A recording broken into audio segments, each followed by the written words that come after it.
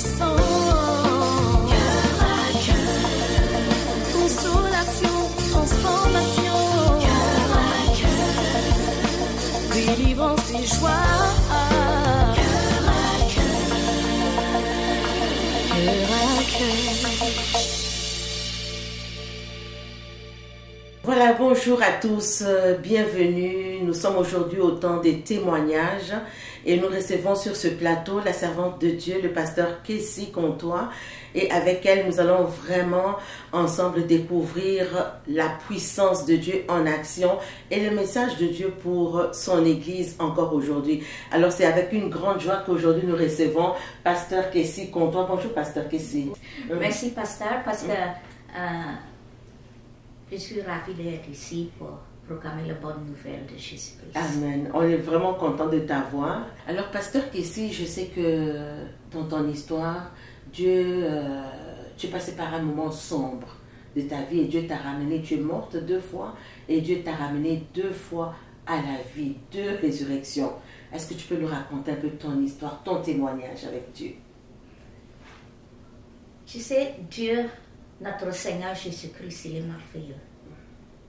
Parce que, comme tu dis, pasteur Nathalie, j'ai été morte 2 fois. Une fois, la première fois, très tranquillement, aller dans l'enfer. Juste à la porte de l'enfer. Et après ça, Jésus, il est venu, il est combattu pour moi avec une épée. Et le Seigneur, il m'a dit, il dit qu'ici, il y a quelqu'un qui combat pour ton âme toujours. Soyez vigilants. Et j'ai retourné dans mon corps. La deuxième fois, je monte tout de suite au ciel. Tu sais, quand tu vas à l'enfer, tu vas tranquillement parce que tu souffres pendant que tu vas. Mais quand tu vas au ciel, c'est tout de suite. Et j'ai été au ciel. Et le Seigneur m'a donné beaucoup d'instructions. Il m'a même montré mon église et toutes les âmes que j'ai gagnées. Et moi-même, j'ai crié et j'ai dit, Seigneur, non, c'est pas moi. J'en ai pas assez fait pour toi sur la terre, Seigneur. Il dit qu'ici, tu toujours prier et demandez-moi pour être dans ton église. J'ai dit, oui, Seigneur. Il dit, regarde toutes les âmes, toutes les quoi ça, tu es fait, regarde maintenant qu'ici. Et après ça, j'ai été vraiment touchée, étonnée, parce que quand c'est Jésus qui m'a créé avec un ange, et l'ange m'a mis sous son dos et promené dans le ciel. Mais le moment plus merveilleux, c'est quand Jésus m'a créé. Après ça, il m'a donné un message. Mais avant qu'on vienne au message que Dieu donne à l'Église, quand tu fais cette expérience de mort, est-ce que tu te poses des questions? Est-ce que tu as la conscience? Est-ce que tu te poses des questions? Comment est-ce que tu vas vers l'enfer? Est-ce que tu te questionnes? Qu'est-ce qui se passe à ce moment-là? À ce moment-là, Dieu, il voulait me montrer quelque chose. Parce que comme les faux prophètes, il y a beaucoup là. Et Jésus m'a dit, il faut que tu sois véritable. Pas de superficiel, pas de performance. Toutes ces choses-là, je n'accepte pas. Alors, quand il m'a montré tout ça, Pasteur Nathalie, quand je suis venue dans mon corps, j'ai eu peur. Parce que moi, à l'église, je suis une appel prophétesse. Je ne voulais pas que personne m'appelle prophétesse. Même mon mari, quand il veut me visiter prophétesse, j'ai dit non. Appelle-moi ta femme, Kessie. Je ne veux pas de titre maintenant. Et j'explique. Il y a un jour, je voulais aller vraiment à la toilette, mais j'étais incontinente. Mais je voulais sentir une toilette normale. Et je demande la proposer pour amener-moi aux toilettes. Et quand j'ai été, tout est correct, il m'a poussé, j'ai été sur une plancher glissant. Il m'a poussé pour aller dans la toilette. Et quand j'ai fini, c'est comme j'ai pris Jésus dans mes bras et j'ai donné un bisou. Et j'ai été à côté de ma table dans l'hôpital. Et le Seigneur, il est apparu. Il dit, Kessie, je t'apprécie beaucoup. La journée là, c'est une sorte La de meilleure pleurs, des choses, ouais. une sorte de pleurs que tu ne peux pas exprimer, expliquer. J'ai commencé à pleurer. Et après ça, le Seigneur m'a dit, j'ai besoin de toi sur cette taille. Garde ton cœur. Garde ton cœur ici. Et c'est là que j'ai dit, Jésus, j'ai besoin d'avoir ton cœur et tes pensées. Parce que je ne peux pas continuer le ministère avec toutes sortes de situations, tu comprends? Et là, le Seigneur il dit, va faire la mission. Et qu'est-ce qu'il m'a dit? Il dit que si mon église est vraiment en désordre, dans l'église, il y a l'amertume, il y a la colère, il y a la frustration, la parole n'est pas bien enseignée et l'évangile est très facile. L'évangile, c'est tu apprends qu'est-ce que Dieu l'aime et qu'est-ce qu'il n'aime pas. Et il m'a dit, tu ne vas jamais sur le territoire de Satan. Quand tu l'amertume, quand tu la colère, quand tu prends le mensonge, toutes sortes de choses charnelles aussi, il dit tu es sur le champ de Satan. Absolument. Et il dit beaucoup le peuple dans l'église, ils ne savent pas comment aimer. Je te donne une mission, va enseigner eux comment aimer. C'est facile. Juste tu enseignes qu'est-ce que moi j'aime et qu'est-ce que j'aime pas. Alors, justement, quand tu reviens de cette expérience avec Dieu, comment ça change, toi, ta relation avec Dieu? Parce que Nathalie, ma relation est complètement changée. Je ne vois pas la vie de la même façon, ma vie spirituelle de la même façon. Maintenant, c'est comme si j'ai juste né de nouveau. Juste né de nouveau. Aussi, quand je lis la parole de Dieu, la parole de Dieu, c'est Jésus même. J'ai beaucoup de révélations dans la parole de Dieu parce que je lis la parole pour moi. Je ne lis pas la parole pour aller prêcher, juste répéter la parole, la Bible dit ci, la Bible dit ça. Alors, quand je lis la parole de Dieu, j'ai tellement de révélations dans de petites choses, il faut que je mette la Bible à côté pour quelques moments. Parce que ça m'a nourri. Et la parole de Dieu, c'est un miroir aussi. Effectivement. Pour notre Ça cœur. transforme, oui. Oui. Et sa parole nous transforme. Et le plus grand miracle que Jésus a fait dans ma vie, dans la vie de mon mari aussi, c'est la transformation. Justement, tu parles de ton mari. Comment ton mari a vécu justement ce temps de coma? Parce que toi, tu étais dans le coma, toi, tu étais parti. En fait, je dis coma, mais toi, tu étais parti, tout simplement. Comment ton mari a vécu ces moments? Mon mari, c'est un homme de prière, pas juste prière. Il est gentil, il est bon. Il était avec moi chaque jour. Chaque jour. Je sais pas si moi, je n'étais pas là, mais je ne sais pas si c'était difficile pour mon mari. Parce que je restais à l'hôpital pendant 8 mois. Wow. 5 mois pour la physiothérapie et 3 mois à l'hôpital juif. Et mon mari, bon temps, mauvais temps, il est toujours là. Il travaillait puis il venait me visiter.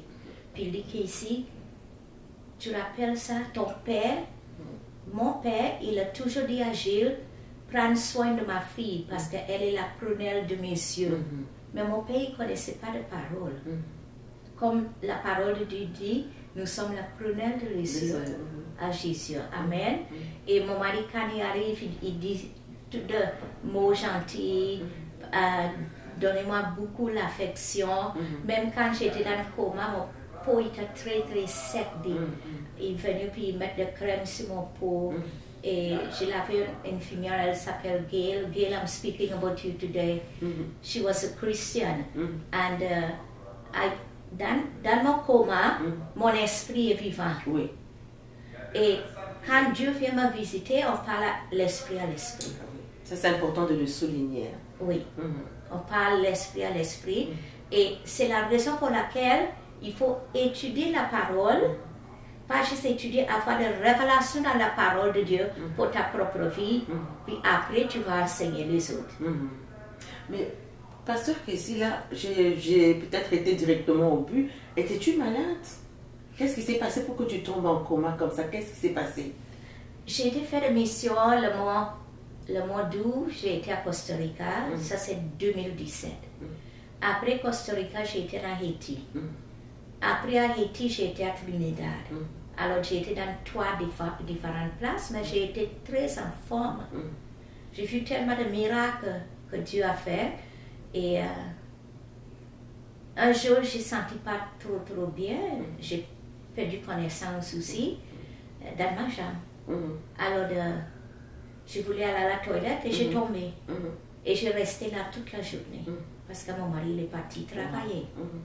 Et quand mon mari est arrivé, il m'a mené à l'hôpital. Et quand il m'a mené à l'hôpital, j'ai tombé dans un coma. Est-ce qu'on pourrait dire que c'était de l'épuisement ou bien c'était... Mais même jusqu'à aujourd'hui, les docteurs ne savent pas c'est quoi. Donc c'est Dieu qui voulait te donner un message spécifique. Aujourd'hui tu reviens avec ce message, mais avant d'arriver avec ce message spécifique, qu'est-ce qui t'a marqué à vie? Parce que, comme tu le disais tout à l'heure, tu reviens complètement transformé. Qu'est-ce qui t'a marqué à vie dans cette expérience que tu as eue avec le Seigneur? La puissance de le Saint-Esprit, que je ne connaissais pas tellement. Alors, quand Jésus est venu me voir un autre jour, il m'a dit, Casey, qui pourrait changer ton cœur et te passer? J'ai dit, Seigneur, ton Saint-Esprit. Et après, quand il m'a demandé cette question, Pasteur Nathalie, le Seigneur m'a laissé et il est parti avec une robe longue, blanc. Et c'est comme si j'ai sorti de mon corps et j'ai tenu le vêtement. Et j'ai dit, non, Jésus, reviens, tu ne peux pas me laisser, reviens. Il m'a dit, tu as bien répondu, maintenant je dois partir. Il m'a dit, qui est la plus importante personne sur la terre? J'ai dit, Seigneur, le Saint-Esprit. Et c'est ça que Jésus voulait attendre. Alors le Saint-Esprit dans notre vie est très important. Si on n'a pas le Saint-Esprit, tu sais, dans beaucoup de religions, il n'y a pas de Saint-Esprit. Beaucoup de religions. Mais nous, tant que peuple de Dieu racheté par le sang de Jésus, nous avons le Saint-Esprit. Parce qu'après le sang de Jésus sur la croix, et Jésus, il est ressuscité, c'est là le Saint-Esprit est venu. Amen. Alors on doit connaître notre alliance avec le Dieu Tout-Puissant. Absolument. Mais tu vois, tu me racontais, Pasteur Casey, que Dieu te posait la question si tu aimais, parce que tu aimais beaucoup ton père, toi. Dieu te posait la question par rapport à ton père. Raconte-nous un peu ça. Mon père, c'était un homme de sagesse. Et il prenait soin de sa famille. Et parce que cette sagesse que mon père avait, je voulais avoir l'intelligence de mon père. Je voulais être comme mon père. Bien sûr, ma mère, elle est super aussi. Mais mon rêve, c'est pour avoir l'intelligence de mon père, avoir la sagesse de mon père.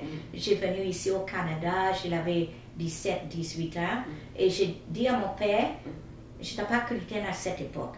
J'ai dit à mon père, je veux être une vedette, I would make you proud, je veux te faire fier de moi. Mais je ne savais pas qu'est-ce que Dieu voulait faire quand je suis venue ici au Canada. Ça, c'est une autre histoire. Oui. Mais quand j'ai vu la péché, comme je dis, de mon père, oh là, j'ai dit, oh non, je ne voulais pas être comme mon père. Et c'est là que Jésus posait la question, tu ne veux pas être comme ton père, tu voulais être comme qui? J'ai dit, Jésus, je veux être comme toi. Il dit, comment tu pourrais être comme moi? Je dis, par le Saint-Esprit. Et la journée, quand il m'a visité, il m'a dit ça, le Saint-Esprit. C'est la journée là, il est parti. Il ne m'a pas venu visiter encore, après. Alors tu disais que Dieu te dit, je vais t'apprendre à m'aimer, tu vas apprendre à l'Église à aimer Dieu plutôt qu'à aimer les œuvres. Oui. C'est ça que tu me disais un peu plus tôt. Alors, qu'est-ce qui a changé? Parce que toi, tu te rends compte en fait que tu sers l'Église au lieu de servir Dieu. C'est quoi le message aujourd'hui à l'Église? Aujourd'hui, le message, c'est surtout pour les pasteurs. Parce que moi-même, je suis pasteur. Et il y a beaucoup de défis dans l'église. Beaucoup de différents caractères, les préceptes, beaucoup de choses que nous, les pasteurs, il faut... On travaille avec ça, quoi. Le défi est très, très, très élevé. Yeah. Quand Dieu m'a dit que si tu aimais l'église plus que moi, je n'avais pas vu ça. J'étais pour continuer le ministère. Penser j'aime Dieu et je n'aime pas Dieu. Le Seigneur il dit que si parfois tu donnes trop parce que tu veux voir les gens heureux, mais moi, est-ce que tu veux moi je sois heureux? Il faut que tu fasses qu'est-ce que moi j'ai dit et pas qu'est-ce que les hommes disent. Et j'ai fait une expérience quand je suis venue à l'église. Et cette expérience, Dieu m'a mis à l'épreuve. Parce qu'il y avait 2 personnes que c'est des anciennes, puis je l'aimais beaucoup. Et quand j'ai sorti de l'hôpital, la première journée, j'ai eu des défis. Mais quand j'étais à l'hôpital, le Seigneur il m'a dit, quand tu retournes à ton église, tu vas avoir une guerre civile. Mais moi, dans mon pays, on ne connaît pas la guerre. Je ne sais pas qu'est-ce que ça veut dire, guerre civile. Et il y a un docteur qui est venu me visiter. Une de mes amies, on travaille ensemble. Et il m'a dit, Casey, est-ce que Dieu t'a parlé? J'ai dit oui. Il m'a dit, quand je retourne à l'église, il va y avoir une guerre civile. Qu'est-ce que ça veut dire? Il m'a dit, guerre civile, c'est une nation même qui fait leur propre guerre. Voilà, qui se divise à l'intérieur. Et ça, c'est la pire des guerres, quand une nation se divise à l'intérieur d'elle-même. Mais l'église est comme ça. Et quand j'étais assise dans la réunion et les 2 filles commençaient à parler et tout ça, disaient des choses que, tu sais, je n'étais pas capable de parler parce que Nathalie. Je n'étais pas capable de manger. Je n'étais pas capable d'envaler. Il faut que j'apprenne comment marcher. Donc, il fallait tout repartir à zéro. Tu étais en complète réhabilitation. Tout ça commence. Comment marcher, comment aller à la toilette. Aucun de mes organes fonctionnait. Mon cerveau était vraiment fini, mort. Et tu sais, le cerveau, il y a le message dans tout le corps. Exact. Il y a les nerfs, les muscles et tout ça. Mais tout était fini. Le docteur il a même dit que je vais être légume. Et je ne peux pas marcher, je vais être sur un lit pour la vie. Mais moi, dans mon esprit, j'avais la foi que quelque chose va arriver. C'était difficile, mais j'avais la foi que je veux marcher. J'avais la foi que je veux vivre. Amen. J'avais la persévérance pour faire le travail de Dieu. Il y a un docteur qui est venu, il dit à moi, il dit qu'ici, tu pleures pour marcher. J'ai pleuré, je voulais marcher. Il m'a dit, tu ne sais pas comment tourner. Tu ne peux pas marcher. Il dit, un bébé, la première fois, le bébé fait, la première chose, il apprend pour tourner. Puis après ça, qu'est-ce qu'il fait? Il apprend pour marcher à 4 pattes. Il apprend pour tenir debout. Puis chaque fois il tient debout, il tombe. Mais toi, tu n'es pas rendu là. La journée là, j'ai tellement pleuré. Mais j'ai dit dans mon cœur, je veux marcher. Je veux marcher. Puis un jour, nous avons eu un meeting avec 8 professionnels. Et il y a une qui dit, Madame James, tu sais jamais tu vas marcher. J'étais sur ma chaise roulante. Et c'est comme si j'ai tenu debout, l'esprit dans ma tête. J'ai dit, je veux marcher. Ouais. Mais j'ai dit ça en pleurant. Et mon garçon, il était juste à côté de moi, il frottait mon dos. Mais Pasteur Nathalie, c'était tout un challenge. C'était un défi. La vie de ma famille était bousculée. Moi-même, parce que je suis une femme très, très dynamique. Et après il m'a dit ça. Quand la femme aussi, elle a mené des rapports, c'est écrit sur mon rapport, jamais je vais marcher. j'ai dit, je veux marcher. Avec les larmes aux yeux. J'ai descendu en bas dans la physiothérapie. Et quand j'ai descendu, j'ai dit à la fille, Nathalie Yosupa, j'ai dit à elle, donne-moi la machette. Et je prends la machette, mais ça ne bougeait pas. Je prends la machette avec courant, je commence à bouger un petit peu. J'ai dit à elle, il faut que tu tiens moi devant, en arrière. Et j'ai commencé à marcher un petit peu.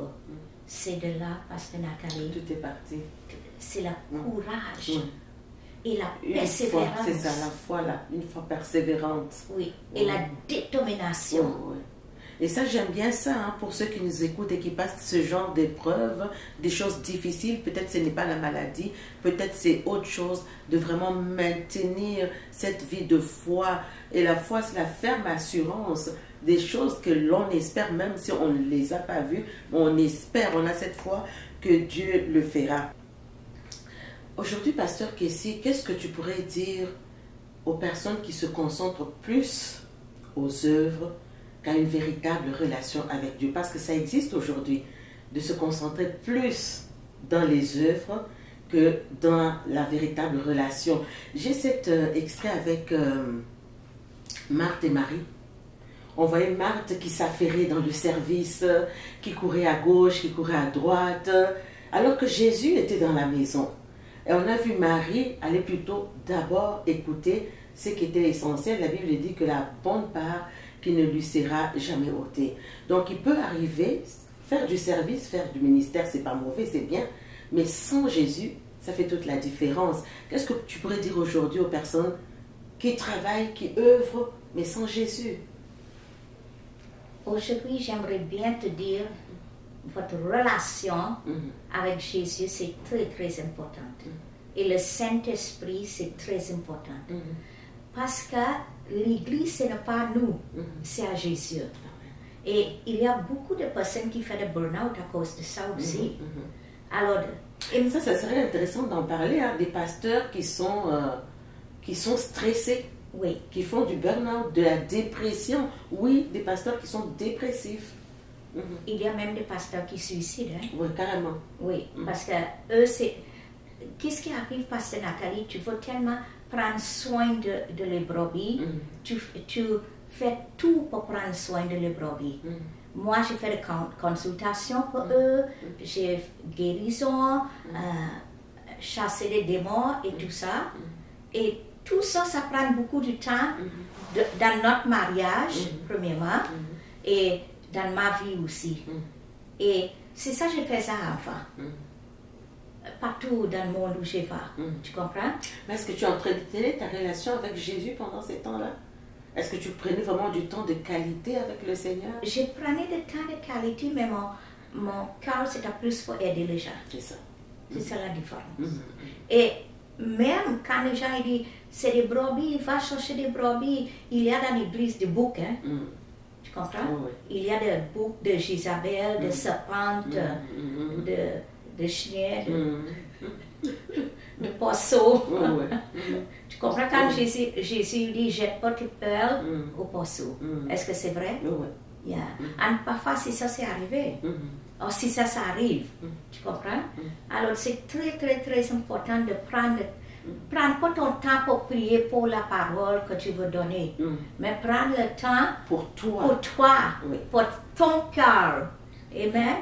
Parce que parfois, le pasteur a beaucoup de projets, toutes sortes de choses, et parfois tu attends, on est nourri telle personne, on est nourri 3000, 2000, toutes sortes de choses comme ça. Mais ça va arriver devant les yeux à Jésus. C'est que Dieu recherche premièrement, c'est notre relation personnelle avec lui, cette communion. Parce qu'en fait, Pasteur, c'est dans cette relation-là que nous allons nous ressourcer, que nous allons recevoir. Donc, servir Dieu sans Dieu, c'est vide, c'est une coquille vide en fait. Oui.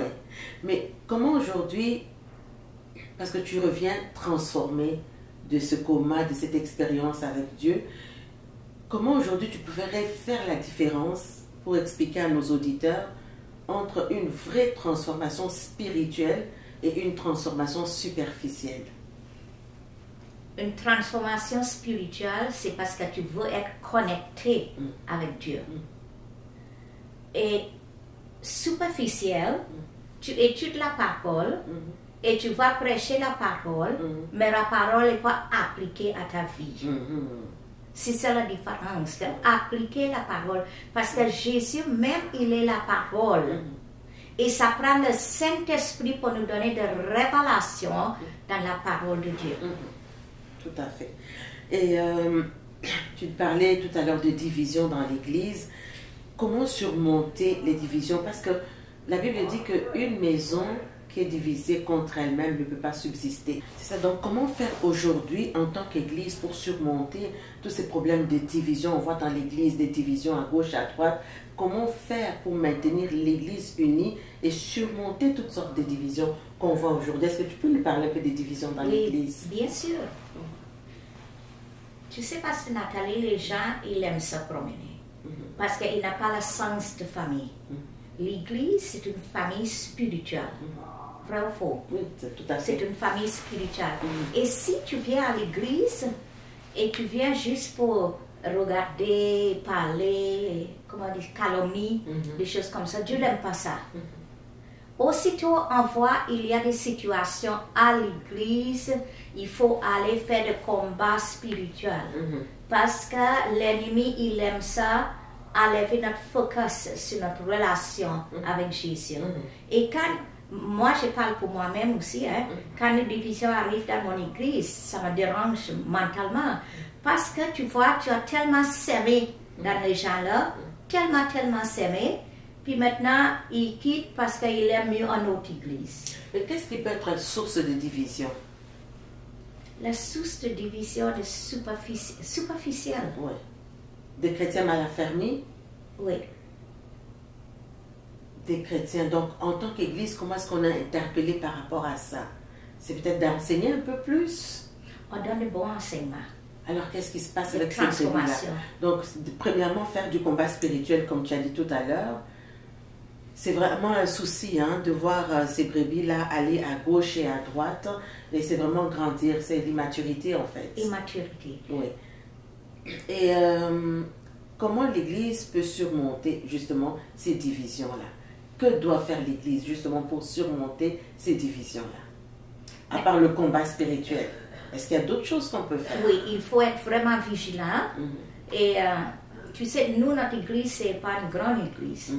Et moi, j'aime bien connaître toutes les personnes à l'Église, leurs préceptes, la façon comment parler, tout ça. Et c'est-à-dire faire un meilleur suivi avec les brebis. Oui. Puis, parce que, tu sais, parce que Nathalie, chaque personne a un précepte différent.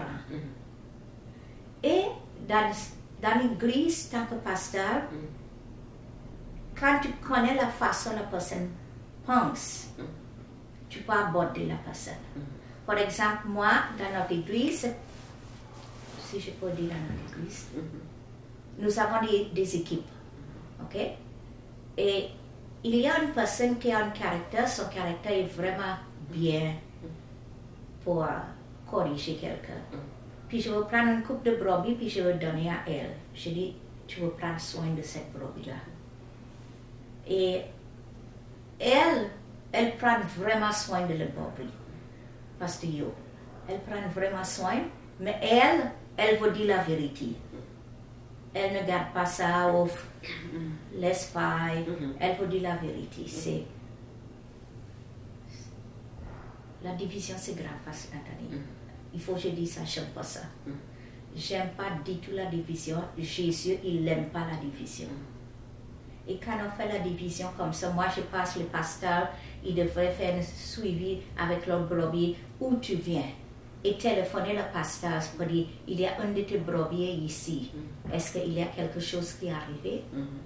Je pense que c'est la meilleure façon. Si on veut, il y a un réveil au Québec, le pasteur, il faut être uni puis arrêter de voler des brebis. C'est même un réveil qui commence. Mais là, on parle de brebis qui partent d'une église, qui sont dans une autre église. Il y a cette prière que Jésus fait dans Jean 17, la prière sacerdotale, où il dit, Père, je prie qu'il soit un. Parce qu'on veut savoir comment maintenir l'Église unie. Qu'est-ce qui divise l'Église, mais qu'est-ce qui peut la maintenir unie également? Qu'est-ce qui peut la maintenir unie, pasteur? Le Saint-Esprit. Voilà. Et de quelle unité est-ce qu'on parle ici?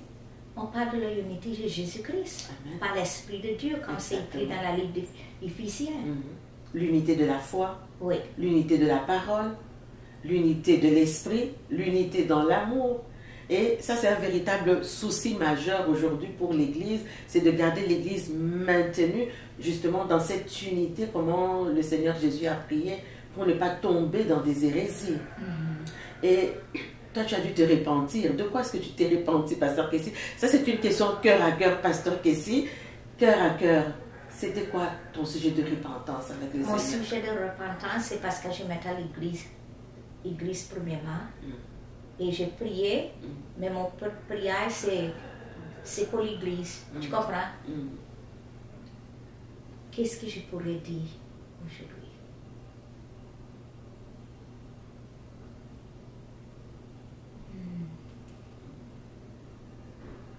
J'avais une idole. C'était mon église. Et j'ai demandé à Jésus, quand j'étais sur mon lit, j'ai dit, Seigneur, pourquoi ça s'est arrivé avec moi? Il dit que si c'était nécessaire. Parce que si je l'avais dit ça, tu n'acceptes pas. 3 ans plus tard, Jésus m'a dit, tu mets dans l'église, ton église, les gens, c'est à ton idole. Tu mets les gens avant. Quelqu'un téléphone, besoin d'aide, même si c'est minuit, je veux courir pour aider la personne. Tu comprends? Et ça m'a changé, Pasteur Nathalie. Je ne vais pas être humain de la même façon parce que je prenais la place de Dieu aussi. Exact. Dieu est en train de passer quelqu'un dans une épreuve, la personne vient me dire et c'est moi qui veux régler. Je ne laissais pas Dieu régler le problème. Et c'est ça le Seigneur m'a dit. J'étais vraiment aveugle. Et je n'ai pas réalisé. Je dis, Seigneur, je passe à travers de tout ça. Il dit, non, tu n'es pas capable de voir. Parce que tout ce que tu fais, ça, c'est du bien pour tout le monde. Ton message aujourd'hui à tous les serviteurs de Dieu qui nous regardent? Oui. Quel est ton message? Mon message pour tous les serviteurs de Dieu aujourd'hui, c'est pour faire l'éternel te délise et il donnera ce que ton cœur désire. Restez connecté avec Jésus-Christ et le Saint-Esprit. Si tu n'es pas connecté avec le Seigneur, tu vas faire juste des œuvres. Et aujourd'hui, on voit il y a trop de compétition, comparaison, compromis. Ce n'est pas une bonne chose. Il faut chercher la cœur de Jésus et la pensée de Jésus. À ceux qui traversent des épreuves, tu as traversé une épreuve terrible pendant 8 mois. 8 mois où tu as dû tout réapprendre. Et ça, c'est un message important, pasteur Kessie, parce que pour toi, l'Église était devenue une idole, avait pris la place de Dieu. Et pendant ces 8 mois, en fait, l'Église pouvait se passer de toi. Oui. Là, Dieu t'a ramené. Mais on se rend compte que oui, l'Église continue même si nous ne sommes pas là. Donc l'Église ne nous appartient pas, elle appartient au Seigneur. Amen. Aujourd'hui, que dire à toutes ces personnes qui traversent aujourd'hui des épreuves, comme toi tu as parlé tout à l'heure de foi, une foi inébranlable, un message d'encouragement à tous ceux qui traversent ce genre d'épreuves? Aujourd'hui, j'aimerais bien te dire que les épreuves, c'est normal. Les épreuves, ça nous enseigne. C'est une leçon pour nous. Et je vous le dis aujourd'hui à tous les pasteurs, tout le monde qui écoute ce programme, s'il vous plaît, prendre le temps pour ton Dieu et pas des projets. Des projets, on peut faire des projets, mais votre temps avec le Seigneur toute seule, avec la parole de Dieu, tu lis, tu pries, tu appliques, c'est là Dieu il va agir. Alors c'est un message important aujourd'hui pour l'Église. Notre relation avec Dieu prime avant le ministère. Notre relation avec Dieu prime avant la famille même. Notre relation avec Dieu prime avant toute chose. Donc, merci beaucoup, Pasteur Kessie. Je ne sais pas si tu as quelque chose à rajouter. Aujourd'hui, il y a également des âmes. Là, on a parlé vraiment beaucoup de l'Église, mais tu disais que dans l'enfer que Dieu t'a montré, ce processus où tu allais, il y avait des faux prophètes, mais l'enfer est destiné également aux gens qui ne connaissent pas Dieu. Aujourd'hui, si on pourrait faire un appel au salut, parce qu'il y a une destinée meilleure, un programme meilleur que Dieu a pour les âmes aujourd'hui. Est-ce que tu peux prier pour quelqu'un qui ne connaît pas, interpeller quelqu'un qui ne connaît pas Jésus aujourd'hui? Bien sûr. Si tu es en train de regarder ce programme et tu ne connais pas Jésus, même si tu sais, tu penses que tu connais Jésus, aujourd'hui c'est une journée où on va parler à propos du vrai Dieu véritable. Il y a un seul Dieu véritable, pas une idole. Et aujourd'hui, si vous voulez que Jésus-Christ vienne dans votre cœur, nous allons prier ensemble.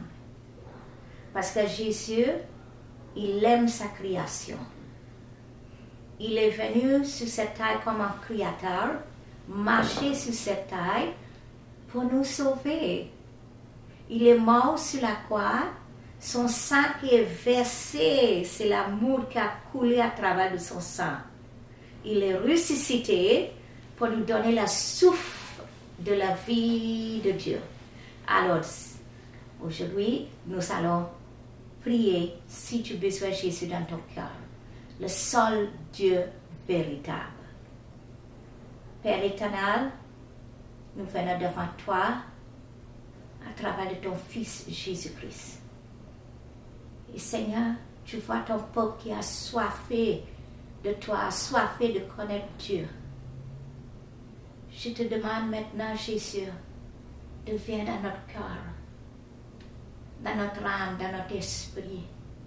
Aujourd'hui, Seigneur, je t'accepte dans mon cœur comme mon Dieu, mon roi, mon sauveur, mon rédempteur.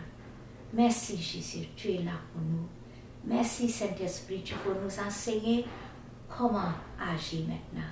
Au nom de Jésus. Amen. Amen. Alors si vous avez reçu Jésus aujourd'hui comme votre Seigneur et Sauveur, vous pouvez nous écrire parce qu'il y a des étapes après, ça prend d'être affermi. Donc écrivez-nous, on peut vous référer vers des églises dans votre proximité et surtout persévérer. Vous êtes aujourd'hui enfant de Dieu, le Saint-Esprit est avec vous, vous êtes pardonné de toutes vos fautes. Donc vous êtes aujourd'hui dans la famille de Dieu. Merci beaucoup Pasteur Kessie pour ce beau témoignage et surtout cette réforme au niveau de l'Église. Mettre Dieu avant tout et replacer les choses, réformer l'Église. Infiniment merci encore d'avoir accepté cette invitation. Que Dieu te bénisse. Ça me fait plaisir. Et surtout bonjour aussi à ton mari, hein, Pasteur Gilles. Que Dieu te bénisse, Pasteur Gilles. Que Dieu vous bénisse. Rendez-vous avec ton présent pour transformer ton futur. Cœur à cœur, parce que Dieu agit encore. Cœur à cœur, parce que Dieu agit encore.